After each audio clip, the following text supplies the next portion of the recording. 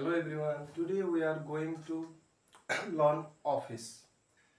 Office भनेको कार्यालय.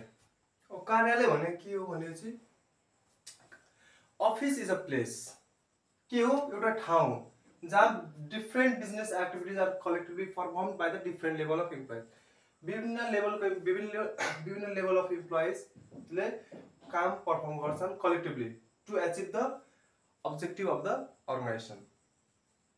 त्यसमा अब टाइप्स अफ अफिस हामीले पढ्नु पर्छ जसमा पहिलो रहेको छ गभर्नमेन्ट अफिस सरकारी कार्यालय त्यसपछि बिजनेस अफिस रहेको छ र सर्भिस ओरिएन्टेड अफिस रहेको छ र business office is subdivided into two types office of the organization establish with government investment and office of the organization establish with private investment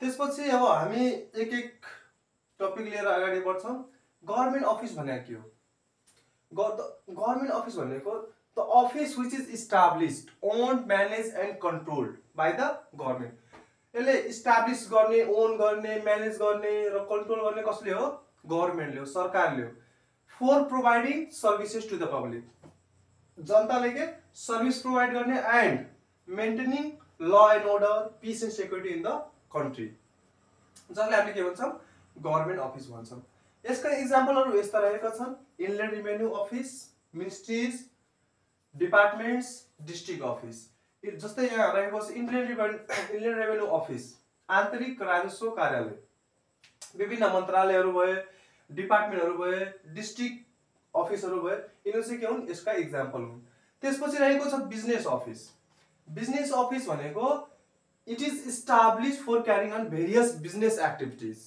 केसको लागि भेरियस बिजनेस एक्टिभिटीज जसले के भन्छ business office भन्छ र it is established with the investment of government or private individuals केसको लागि in order to earn certain profit by providing goods and services के रे गुड्स र सर्भिस प्रोवाइड गरेर सर्टेन प्रॉफिट कमाउने जुन अर्गनाइजेसन हुन्छ र त्यसको अफिसले के भन्छ बिजनेस अफिस भनिन्छ र बिजनेस अफिसले हामीले यहाँ दुई प्रकारमा डिवाइड गरेको छौं office of the organization establish with government investment and office of the organization establish with private investment अब office of the organization establish with government investment भनेको के हो the business office which is establish by the government कोले establish गर्छ गभर्नमेन्टले establish गर्छ either with the full or partial investment यसमा चाहिँ उसको फुल ओनरशिप पनि हुन सक्यो र पार्शियल पनि हुन सक्यो टु प्रोवाइड कसको लागि to provide goods and services to the people and to earn certain profit यसका एक्जाम्पलहरु रहेका छन् Nepal airlines corporation Nepal oil corporation Nepal tourism board त्यसैगरी हाम्रो office of the organization establish with private investment यो office of the organization establish with private investment भने के हो office of the organization establish with private investment भनेको जसमा फुल इन्भेस्टमेन्ट कोले गरे हुन्छ प्राइभेट इन्डिभिजुअलले त्यसको लागि to earn profit by providing goods and services provider certain नाफा कमाउने उद्देश्यले यो अफिस चाहिँ यो अर्गनाइजेसन चाहिँ इस्टाब्लिश गरेको हुन्छ र यसको एक्जाम्पलहरु रहेका छन् काठमाडौँ मल भाटबटनी सुपरमार्केट सिटी सेन्टर इत्यादि देन हामी सर्भिस ओरिएन्टेड अफिस भन्ने टपिकमा जान्छौं अब सर्भिस ओरिएन्टेड अफिस भनेको के हो सर्भिस ओरिएन्टेड अफिस भनेको यस्तो अफिस हो जुन कि त गभर्नमेन्टले पनि गर्न सक्यो अथवा प्राइभेट इन्डिभिजुअल्सले पनि इस्टाब्लिश गर्न सक्यो यसको मेन उद्देश्य चाहिँ के हो to provide the service to the people but not to earn profit उसको उद्देश्य के हो पैसा कमाउने चाहिँ हैन यसका एक्जाम्पलहरु चाहिँ नेपाल रेड क्रस सोसाइटी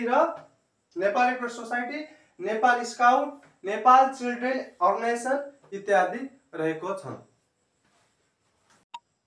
भर्खरै हामीले टाइप्स पढ्यौं अब चाहिँ के पढ्छौं फर्मेसन अफ अफिस पहिलो चाहिँ टेम्पररी अफिस अर्को चाहिँ पर्मनेन्ट अफिस टेम्पररी अफिसलाई सब डिवाइड दुई टाइप्समा गरिन्छ टेम्पररी अफिस फर पार्टिकुलर एउटा कुनै पार्टिकुलर वर्कको लागि अर्को चाहिँ temporary office for specific time एउटा सर्टेन स्पेसिफिक टाइमको लागि अब पर्मनेन्ट अफिसलाई एक्सप्लेन गर्नुपर्दा के भन्छ, the office which is established to carry out their work regularly for long period of time. यसको के हुन्छ, इस्टाब्लिस गरिन्छ, किन गरिन्छ, कुनै पनि काम रेगुलरली गर्नको लागि, कति टाइमको लागि, लङ पिरियड अफ टाइमको लागि, जसले के भनिन्छ, पर्मानेन्ट अफिस भनिन्छ। यसले अर्को नामबाट पनि लङ टर्म अफिस भनेर पनि चिनिन्छ। विभिन्न ministries, departments, public enterprises, companies, partnership business, sole trading concern etc are the example of permanent office. जस्तै मिनिस्ट्रीज, मन्त्रालयहरू, डिपार्टमेन्ट्स, विभिन्न विभागहरू, विभिन्न पब्लिक इन्टरप्राइजेसहरू, कम्पनीहरू, पार्टनरशिप बिजनेसहरू, सोल ट्रेडिङ कन्सर्नहरू, यिनीहरू चाहिँ के हो, पर्मानेन्ट अफिसको इक्जाम्पल हो।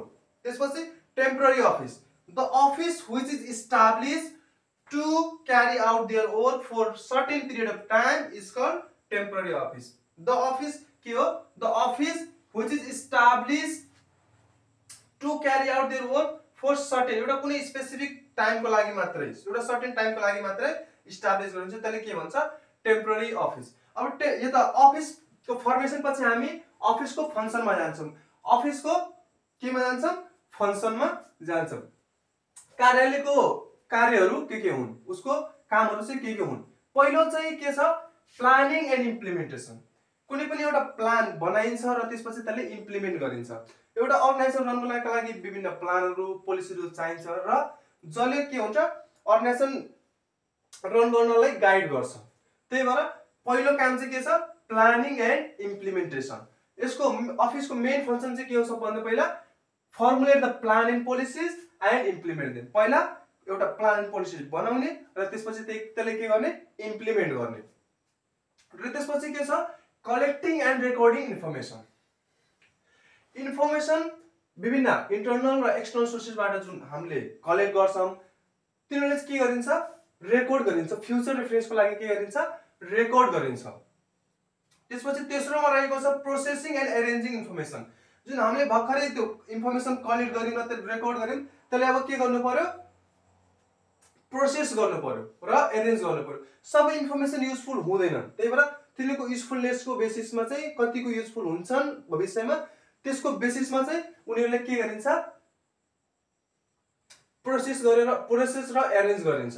त्यसपछि के छ, storing and preserving the information. सबै इन्फर्मेसन जुन प्रोसेस र एरेन्ज गर्यो नि, अब त्यसले के गर्नु पर्यो, स्टोर गर्नु पर्यो र प्रिजर्भ गर्नु पर्यो systematically for the future reference. पछि भविष्यमा जब काम लाग्छ त्यसको लागि। यसको लागि सबभन्दा best method, best possible way भनेको फाइलिङ हो। फाइलिङ गरेर डकुमेन्टहरूलाई, इन्फर्मेसनहरूलाई राख्ने र त्यसलाई प्रिजर्भ गरेर राख्ने र जुनलाई हामीले फ्युचरमा इजिली लोकेट गर्न सकिन्छ। त्यसपछि रहेको छ recording and supplying the information. अफिसले विभिन्न फाइनेन्सियल ट्रान्जेक्सन, विभिन्न वित्तीय कारोबारहरू के गर्छ, रेकर्ड गर्छ, मेन्टेन गर्छ as per the rules and regulation. To find out के फाइन्ड आउट गर्नका लागि, operating result and know the financial position. वित्तीय अवस्था, अर्गनाइजेसनको कन्डिसन कस्तो छ, पोजिसन कस्तो छ, उसको एक्चुअल पोजिसन कस्तो छ, उसको हुनुपर्ने अवस्था कस्तो छ, राम्रो छ, नराम्रो छ, फाइदामा छ, घाटामा छ, बिजनेस राम्रो ग्रो भइरहेछ कि भइरहेको छैन, उसको एसेट्सको पोजिसन कस्तो छ, यी इत्यादि कुरा यसबाट थाहा हुन्छ। त्यसपछि म्यानेजिङ एन्ड सेफगार्डिङ एसेट्स। एउटा अर्गनाइजेसन रन गर्नका लागि विभिन्न रिसोर्सहरू चाहिन्छ, फिजिकल रिसोर्सहरू चाहिन्छ। त्यो फिजिकल रिसोर्स जुन हामीलाई चाहिन्छ त्यो हामीले अर्गनाइजेसनमा एक्वायर गर्नु पर्यो। त्यसपछि एक्वायर गरिसकेपछि त्यसलाई हामीले के गर्नुपर्छ, सेफगार्ड पनि गर्नुपर्छ, उसको सुरक्षा पनि गर्नुपर्छ। त्यो ड्यामेजबाट बचाउनु पर्यो, कुनै रिस्क छ भने त्यो रिस्क रिड्युस गर्नु पर्यो, कसरी पोसिबल रिस्कबाट बचाउनु पर्यो। त्यसपछि ड्यामेज हुनबाट बचाउनु पर्यो, लस हुनबाट बचाउनु पर्यो हो। यसरी चाहिँ के गर्न सक्नुपर्छ, जुन एसेट छ त्यसले सेफगार्ड गर्ने र त्यसलाई युटिलाइज गरेर अर्गनाइजेसनको एफिसिएन्सी र इफेक्टिभनेस मेन्टेन गर्ने। त्यसपछि म्यानेजिङ एन्ड एपोइन्टिङ इम्प्लोइज। अब कुनै पनि अर्गनाइजेसन एउटा रन गर्नका लागि कर्मचारी चाहिन्छ, इम्प्लोइ चाहिन्छ हो। अब इम्प्लोइ भनेको विभिन्न लेभलका हुन्छन्, higher level, middle level, lower level हो। अब मान्छेको क्यालिबर, उसको क्वालिफिकेसन, उसको एक्सपिरियन्सको बेसमा चाहिँ हामी एपोइन्ट गर्छौँ। फर्स्टमा चाहिँ के छ, अफिसले के गर्छ सेलेक्ट गर्छ क्यान्डिडेटहरु के गर्छ सेलेक्ट गर्छ र सेलेक्ट गरिसकेपछि त्यहाँबाट के भन्छ एपोइन्ट गर्छ पार्टिकुलर एम्प्लोइज एबिलिटी र स्किलको बेसिसमा के गर्यो एम्प्लोइ एपोइन्ट गर्यो। अब आज हामीले टोटल के पढ्यौं सुरुमा अफिस पढ्यौं त्यसपछि उसको डेफिनेसन पढ्यौं हैन एउटा अफिसको डेफिनेसन के हो त्यो पढ्यौं त्यसपछि टाइप्स पढ्यौं टाइप्समा 3 टाइप्स अफ अफिस पढ्यौं पहिलो चाहिँ गभर्नमेन्ट अफिस त्यसपछि बिजनेस अफिस त्यसपछि service oriented office. Government office ले हामीले के डिफाइन गरेको थियौं the office which is established own manage and control by the government is called government office. त्यसपछि बिजनेस अफिस छ बिजनेसले दुई टाइपमा सब डिभाइड गरेको छ office of the organization established with government investment office of the organization established with private investment. त्यसपछि हामीले service oriented office पढ्यौं त्यसपछि हामी केमा आएको थियौं फर्मेसन अफ अफिसमा आएको थियौं नेचर र ड्युरेसन अनुसारमा के कस्तो कस्तो अफिस हुन्छ टेम्पररी अफिस अर्को चाहिँ पर्मानेन्ट अफिस। टेम्पररी अफिसलाई दुई टाइपमा सब डिभाइड गरिएको छ temporary office for a particular work कुनै एउटा पार्टिकुलर वर्कको लागि temporary office for a specific एउटा सर्टेन स्पेसिफिक टाइमको लागि मात्रै। त्यसपछि हामीले के पढ्यौं फंक्सन पढ्यौं फंक्सन अफ अफिस कार्यालयको विभिन्न कार्यहरू। यो पहिलो रहेको छ प्लानिङ एन्ड इम्प्लिमेन्टेसन सुरुमा के गर्ने प्लान गर्ने र त्यसलाई इम्प्लिमेन्ट गर्ने। त्यसपछि के छ कलेक्टिङ एन्ड रेकर्डिङ द इन्फर्मेसनहरु इन्टरनल सोर्स र एक्सटर्नल सोर्सबाट कलेक्ट गर्ने र त्यसले के गर्ने रेकर्ड गर्ने।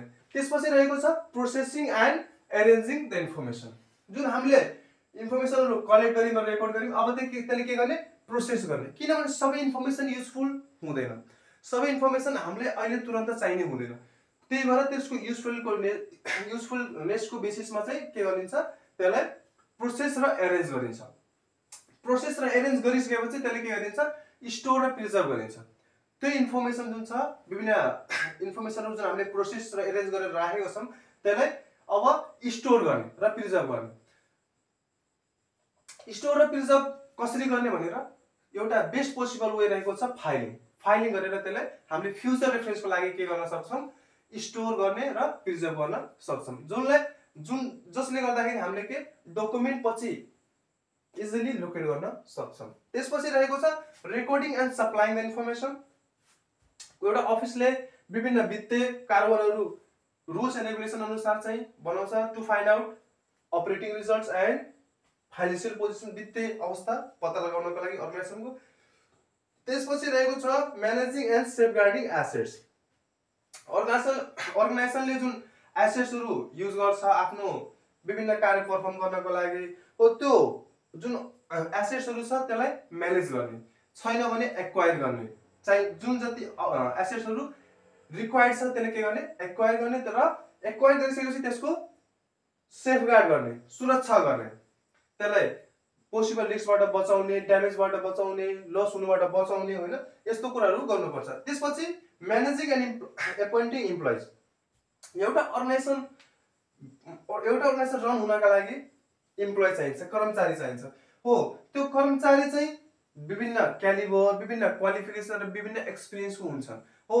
अब हामीले कुन पोजिसनमा कुन लेभलको एम्प्लोइ चाहिन्छ त्यही अनुसारको क्वालिफिकेसन क्यालिबरको हामीले इम्प्लोयहरु के गर्नु पर्यो सेलेक्ट गर्नु पर्यो र त्यही अनुसार एपोइन्ट गर्नु पर्यो on the basis of the ability and skill of the particular employee. Thanks for watching my video.